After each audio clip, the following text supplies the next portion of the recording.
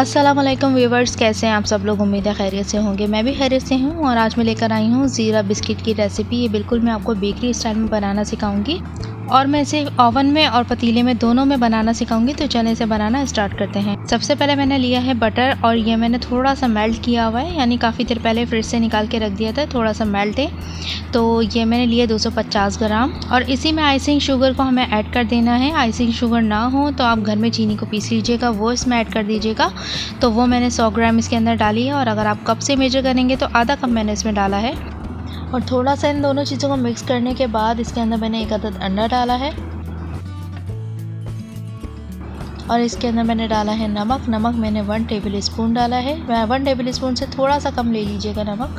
और फिर मैंने इसके अंदर डाला है बेकिंग पाउडर इसमें मैंने 1 पिंच डाला है और साथ ही चंद कतरे मैंने डाले वनीला एसेंस के। और अब इसे मैं बहुत अच्छे से मिक्स कर रही हूँ।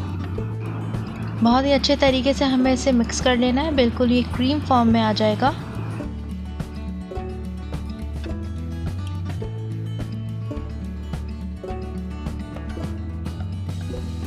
अब इसके अंदर मैं शामिल कर रही हूँ मैदा मैंने लिया है 375 ग्राम और अगर आप इसे कप से मेजर करेंगे तो 1 + हाफ कप मैंने मैदा डाला है। अब इसे बहुत ही अच्छे तरीके से हमें मिक्स कर लेना है और आप स्पैचुला की मदद से मिक्स करना नहीं चाहें तो हाथों की मदद से कर लीजिएगा तो ज़्यादा बेहतर रहेगा। अब इसे काउंटर पे गिरा लें और इसे हाथों की मदद से मसल के बहुत ही अच्छा से इसके बैटर को स्मूथ बिल्कुल कर लेना है।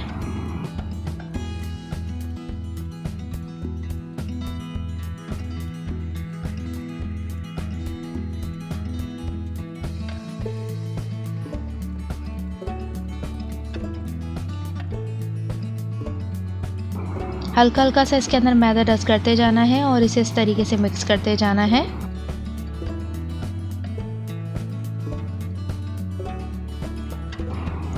अब मैदा लगा के इसे हमें बेल लेना है। बेलते टाइम पर ये थोड़ा बहुत टूटेगा भी तो आप इसमें परेशान नहीं होइएगा, तो आप इसे वहीं से ज्वाइन कर लीजिएगा तो ये दोबारा से जुड़ जाएगा, कोई ऐसी मसला नहीं है। इसे थोड़ा सा मोटा ही बेलना है, ज़्यादा पतला नहीं करना है। तो आप इसे थोड़ा सा मोटा ही रखिएगा क्योंकि बिस्किट के हिसाब से बिस्किट बिल्कुल बारीक नहीं होते, तो इस वजह से आप इसे मोटा ही रखिएगा। अब मैंने ये ज़ीरा डाला है, आप अंदाजे से कितना भी ज़ीरा डाल सकते हैं जितना आपको पसंद हो ज़ीरा बिस्किट में। हल्का सा आप इसे तवे पे रोस्ट कर लीजिएगा, फिर आप इसके अंदर डालिएगा और ज़ीरा डालने के बाद एक बार बेलन दोबारा चला लीजिएगा इसके ऊपर। अब किसी भी बॉटल के कैप से या फिर किसी भी कटर की मदद से बिस्किट को हम कट कर लेंगे।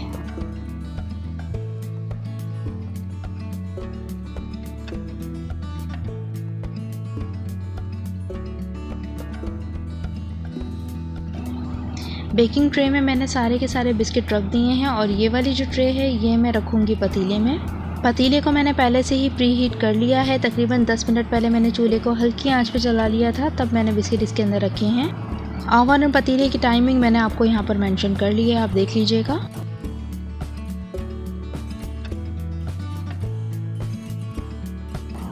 बिस्किट हमारे रेडी हो चुके हैं, ये है ओवन वाले। जैसे ही इसका ऊपर से हल्का सा ब्राउन सा कलर हुआ मैंने इसे निकाल लिया है।